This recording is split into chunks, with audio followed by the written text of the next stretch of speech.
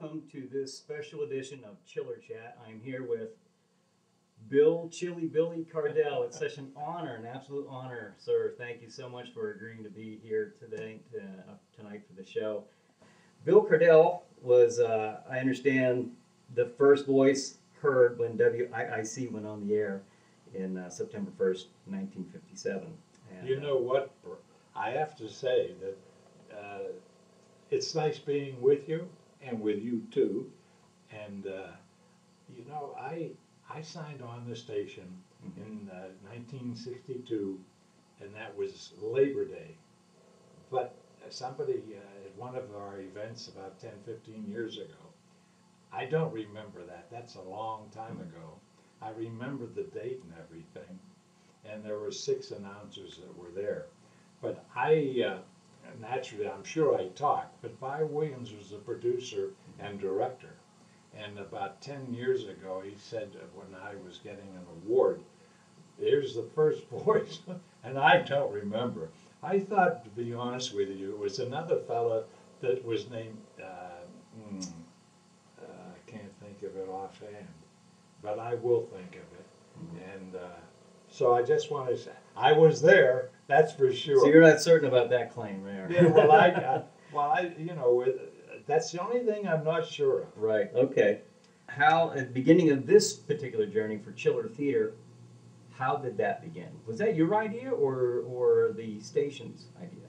Well, what happened, there were 6 of us hired as announcers. We did everything. That's the same way it was in Erie. And I was versatile, so they gave me a lot of duties. I was in the announcer's booth on a Saturday, and they ran a Chiller Theater. The fellow, the program director, Sheldon Weaver, had done a theater when he was in Nashville. So I was in the booth, and I went out to the studio just before I went on voice, and there was a pan of water. I hit the water so it gave whipples, and there was a black background with a white card that said Chiller Theater. Walked back in the booth, show started, I said the opening, they wrote it. "Good afternoon, welcome to Chiller Theater. Today, Frankenstein with Boris Karloff." That's it. Second insert would be, "You're watching the movie," etc. Okay. Did that for about 3-4 weeks, and one day, on a Monday, my wife got a call and said, "Dad, Bill," she said, "guess what? Mr. Weaver is on the phone. He wants you to come in." I figured, we'll start packing. Because I was mucking around on the show. I put everybody in that movie. And he said, "We got the ratings on that, and it's pretty good. What would you do if we did Saturday night?" And that was the beginning. Okay.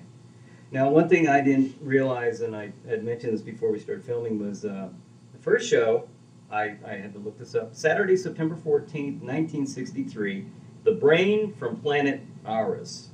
And what I did not realize was Chiller Theater was an afternoon show. We didn't do it long. I mean, for long distance of time. It was rather short. Maybe we did it for a couple of months. Okay. But it was in the hottest summer, and I figured nobody was listening, so that's why I carried on. Well, and then in 1964, started a new schedule on Saturday nights after 11 p.m. News, all the way to the mid-'80s. Oh, okay. Some nights we would run 3 movies because they were short in nature, maybe an hour and 10 minutes. Okay. And then we also did specials in the evening with 3D glasses. We did holidays. And so we did about 20 years live. Longest live show in Pittsburgh. Entertaining type show. Wow. Well, that was going to be my next question too, and you already touched on that. When and where was Chiller Theater filmed? And you did that live. Oh, we did it from the studio. I was curious about that. And we didn't do remotes. The wrestling we did remotes, but every Saturday night in the studio, it was studio wrestling. We had 6 to 7, and then sometimes 6 to 7:30. And then I did the national show out of Philadelphia. Ran all the way along the East Coast, even in San Francisco.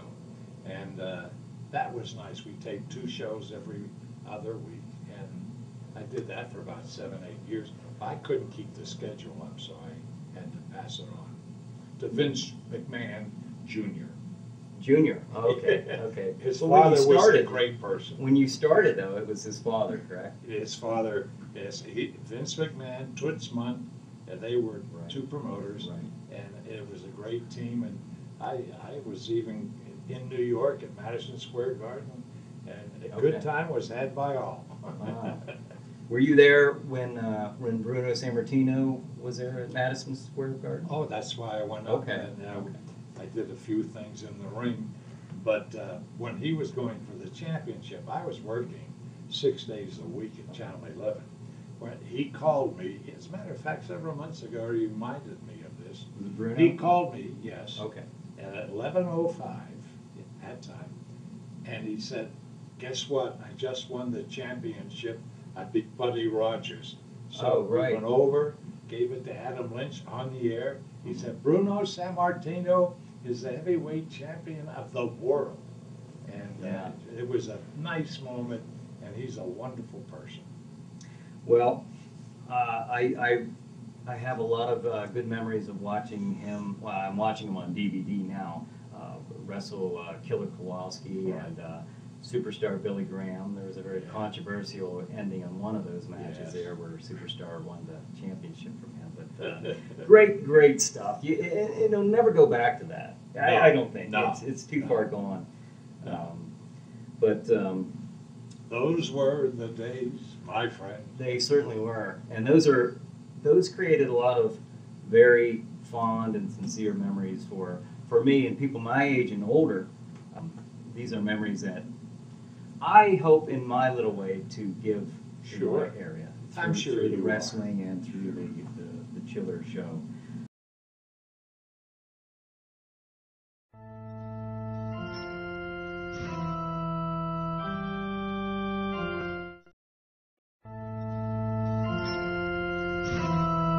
A lot of people might not realize this, but the great cult classic Night of the Living Dead was actually inspired by an episode of Chiller Theater. Right. Can you elaborate on that? Yeah, well, George, as a matter of fact, recently had another birthday. He's in Canada, and his family up there, his son and his daughter. George, well, he tells the story. The movie was Vincent Price, Last Man on Earth. Right. And they were at the frat house. He was there to be a director. Okay. My daughter and my granddaughter graduated from Carnegie Mellon in drama past several decades. And he was there as a director to learn directing. And he said to me, he says, the guys at the frat house, we were sitting around having a few beers, and we said, we can do that Chiller movie better than them. So that's where they got the idea. And I don't know this till later. Then I had a couple of calls from Carl Hardman and asking me to do the movie. And at that time, Super 8 films came out, and I was offered all kinds of movies. And I said, no, I don't have time. Well, he was persistent, and I said, okay. So that's how I did it. And I remember the grand opening here in Pittsburgh. I did a show every day called Money Movie from 4 to 6. And my wife and I went to the show, well received, and there's a lot of stories about it, but it's been fun. And then you also reprised your role as yourself Right. in the remake. Tom Savini Right. directed that one. Yeah, So- yeah. I went down to Washington County, and they shot it there, but I never got a chance to see it. But I couldn't. I've never watched myself on TV. A lot of people that are in TV, and that's all right. It's to each his own. Like after a newscast, they'll run down, looking, boom, boom, boom. If the boss or somebody that I respect, my wife is my best critic, but if somebody says to me, you mispronounce this word, because I love to pronounce the right words the right way, or they tell me that. But I never watched. Now, when we had the grand opening, I watched. And you know what I remember really? When the movie went national, It went all over the world, and I got mail from more service people who are wonderful and very protective, and I appreciate everything you have done. Anyway, what happened, I'd get a letter from Greenland, I'd get a letter from Italy, Germany, and they'd say, I didn't know you spoke such great Spanish. But I read I read the letters on the air, and it's very rewarding still. I make some appearances. That's about all I want to do. I do night with Night of the Living Dead pictures and some from Chiller Theater. I go and I do the Monster Bash every year with Ron Adams. I've been doing that for about 19 years. I do Horror Realm in Green Tree, and each year, and it's so well received. But I'm very selective anymore. Mm-hmm. I'd rather just relax. I finally, they sold WJAS. Was there. I didn't know it. 19 years. I mean, That was just recent, right? Yeah, I mean, you in were on the August. radio up until then, right? Oh yeah, I did 19 years there. But the first 4 or 5 years, I was still doing TV. Okay. And being the workaholic I am, I was doing 18 hours a day. Mm-hmm. And but I loved it. I wanted to do this when I was young. Well, for every movie that aired on Chiller Theater, now you previewed all of those, Every right? one. And you picked them, right? Did Well, you pick them all? eventually, yes, management, Mr. Weaver said to me, hey, you know more about these movies. Because I'd go to him and say, hey, I don't want this movie second. I mean, I don't even want to run it. Now, you would buy a package of 100 movies, say, from Warner Brothers, and there'd be about 15 movies I didn't run. The ones that we had some at the station too. What we would do, you could run them 3 times within a period of a year, but you'd buy them for a year. Now, we bought as much as we could. I love the English movies, Hammer The Films. Hammer Films, right. Right. I just did a show in Cranberry at the Four Seasons there, Okay. and the James Bond girls came in. Oh, okay. You know, making the rounds, and also I met Karloff's daughter, but there with Vincent Price's daughter was there. So over the years, it's been nice, and usually we do that in July, and I'll be doing that again this year.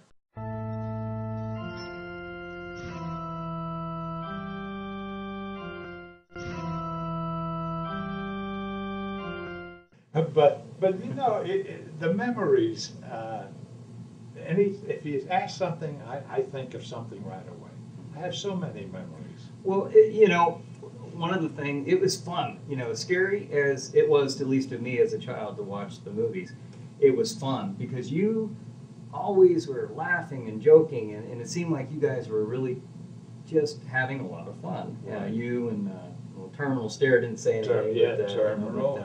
And Stevie the Castle Prankster, and Georgette the Fudge Maker, and Sister Susie, and Mormon. It was a good time, and the way I wrote it, when I first started, Bob Willis, who was the promotion manager, he came to me, and he had to put it on paper, just the ideas. So, but he was nice. So I worked with him for about 2 or 3 years, but then he left. So I had the person replaced him for a short period of time, and then I did the writing. So I wrote it, and they left me, and I produced it, and I'd write down, if you saw a script, you write down the video and the audio. Audio, that's the script. The video is the camera positions. And I prided on nice productions. My dad, when I was in high school and was on stage, I never used blue material. I tried never to do the double entendres, but I just respected my audience. Right, and they certainly respected you. I think when Chiller Theater went off the air on December 31st, 1983, into New Year's 1984. You had made I wrote this down. I wanted to I bring went this- back after did a couple specials, but I wasn't full time. Right, right. You said that it was not a sad moment because you're going to be at 11, Channel 11, and you said that you had other duties coming along, and who knows, maybe with enough letters and things like that, we may come back on with Chillard Theater, maybe a new time. Now, I was wondering, do you ever wish, were you hopeful that the station would bring Chillard Theater back? As a matter of fact, they asked me what I thought, and I said, hey, that's right. I mean, NBC, Mhm. they were doing Saturday Night Live. Right. And I didn't know the background, and I'm telling you now, I found out that after the first year, when they started, they didn't get on the station. We were NBC. After the third year, they said, you gotta put us on, or, the fourth year, the same thing. Pittsburgh was the only station in America that didn't carry Saturday Night Live for 5 years. That's amazing. It's amazing. And when it went off, the salesman, we were highly rated, and we had a lot of commercials. But that was all right. I mean, life is life. And you came back on, I believe, in '91 for a Chiller Theater special. It was skits, Yes. skits, and then in '98 you had George Romero on for a Chiller Theater One More Time episode or See, I special. don't remember, yeah. But you played Night of the Living Dead, Right. and my understanding was you could not play that before. You could, but they wanted. They The wanted, company right. wanted like $5,000 Right. to air it one time, Yeah. which was outrageous. But Well, that's Hollywood, though. yeah. That not the boy, Russ Streiner Mhm. and George Romero, the producers, when they made that movie, naturally they didn't get paid. I did the favor and did a few other things, and we promoted it on the air, Right. and we had interviews and things. It was nice. My daughter Lori, incidentally, stars in the third Right. Chiller. There was Day of the three Dead, of them. right. Day of the Dead. She won Best Actress in Spain and in France, but she makes appearances. I did one appearance with her one time. I told her I promised one after about 4 years, because she goes to New York, she goes to Europe, and I've had the same opportunities, but I said, no, I don't have time. Mhm. And even though I'm comfortable in my home with you, I don't even want to do appearances. Mhm. But I do, but it takes, I don't know, it takes too much time. I'd just rather relax. Right. I like to read, I like to be home, and I like just a normal life. Never had one. No, you haven't.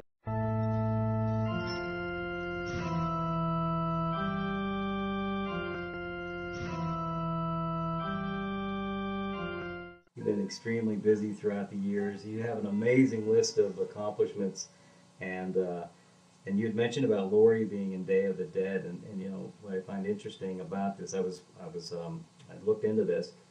George Romero wasn't aware that Lori was your daughter That's when right. when he was interested in casting her for the Right. role. Was it? Well, she graduated from Carnegie Mellon at the age of 21, did Civic Light Opera, went to New York in September years ago in the late 70s, and was very successful, was on Edge of Night, a star on ABC. She played a character, Winter Austin, did a lot of commercials. As a matter of fact, one Merrill Lynch spot, when they had the bulls that were running, Mhm. she did their commercials. She went to Europe and did the commercials, came back on when the new big plane was just starting from what is that plane? They took it out of The service. supersonic one, the Supersonic. Concorde. And she shared a ride with one of the TV stars. Anyway, she got back, and because her movie was opening in Oh, Pittsburgh, okay. and she got here with an hour to spare. Oh wow. But and then my granddaughter, and because this is 2015, Katie, she just did a Crest commercial in New York. She's young. Mhm. She was on Blue Blood Friday night. She had a scene in that. And there's a new show, I can't, with Judd Hirsch on ABC. Okay. And she got a script 2 nights ago. Oh. And she's going to have the lead in a future show. As a matter of fact, they're doing it now in Pittsburgh. So Oh, wow. we have our 3 generations going strong. Well, now Russ Striner, he's responsible for a lot of the filmmaking being done now in Pittsburgh. Is that? He was just a kid when we went, and he and George were a great team. Great, and both, just gentlemen, and my association has been wonderful. Well, I can't thank you enough. This is an absolute honor. I know the viewers in Oil City, Franklin are delighted to see you appear on the show here tonight, as of everybody here. You know, I have to tell you, Brian, I've been up in that Oil City in Franklin. They had the elm trees that were dying. And when I was at the station, we went up and was on radio, and it was an auction. And that was within the last 15 years, maybe longer. I don't know. In Oil City? Oil City or Franklin. Okay. But I never look back. As Satchel Paige says, don't look back, they're gaining on you. Satchel Paige was a great first black player in the major leagues, a wonderful human being, and down to earth. I like people that don't put it on. My dad once told me, my dad always gave me little sayings, but he said, you know, in life, Billy, there are ups and downs, but if somebody forgets where they came from, get away from them, because it's just not this. They are different. And over the years, I really have found very, very few. But I remember one time of reading the paper, Sam Goldwyn, one of the stars when I was younger. I thought, boy, he's really good. And it came out in a newspaper article that he was meeting with the star, and met Mayor. I said, what kind of mother did you have? I don't speak to her. I have no respect. Boom, boom, boom. He fired him on the spot. That's what type of person, you know, sometimes they're not that open. But I have very, very, if any, things like that in my life. Yeah. And people have been great, sponsors have been wonderful, and meeting people like you now, I enjoy. Thank you. You've been good. Thank you very much. And when you see Jonathan, tell him I said hello, Jonathan. He's behind the camera. well, thank you once again. And you know what, in the future, if you'd like to do it again, and I'm still available and around, we'll try it. Absolutely. They can send in the questions, you can ask them. Oh, there we go. That's a good idea. Very good idea. Okay. Well, chillerism. Let's do that. Okay. Well, thank you again. Okay, my pleasure. All right. Now let's get back to the show.